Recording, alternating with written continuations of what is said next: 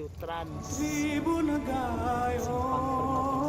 bersama anggota DPR Aceh Pak Ali Basra. Saudaraku, anggota DPR Aceh mengusulkan tahun 2023 anggaran perbaikan Jalan Muara Situlen ke Lombok yang dimasukkan dalam kebijakan umum anggaran plafon prioritas anggaran sementara atau KUA PPAS APBA yang mencapai 20 miliar rupiah. Dan jagung.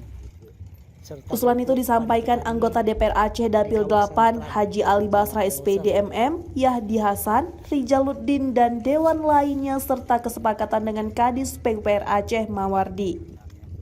Kepada Tribun Gairat.com pada Senin 22 Agustus 2022, Ali Basrah yang juga mantan Wakil Bupati Aceh Tenggara periode 2012-2017 menjelaskan, ruas jalan provinsi mulai dari Desa Bintang Alga Musara hingga Simpang Permata Musara akan lancar dan bebas dari lumpur tebal. Jarak Kutacani, ibu kota Kabupaten Aceh Tenggara dengan Kecamatan Loser mencapai 30 km.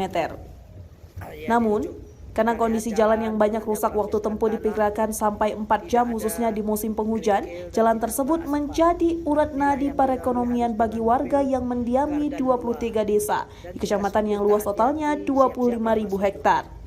Dan hanya 14.000 wilayahnya merupakan areal penggunaan lain atau APL yang bisa digarap dan bisa dijadikan pemukiman penduduk tersebut.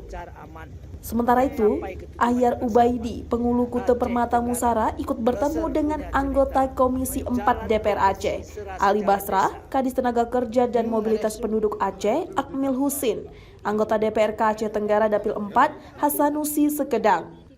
Ia mengatakan, warga pedalaman Kecamatan Loser sangat mengeluhkan kondisi ruas jalan provinsi yang buruk dan diibaratkan seperti lebih baik dari jalan desa. Kondisi jalan yang buruk merupakan permasalahan utama warga Kecamatan Loser pada umumnya.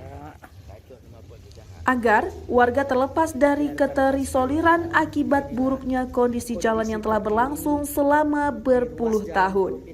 Dari Aceh Tenggara, Asmawi Lui, Tribun Gayo TV. Menuju Desa Simpang Permata.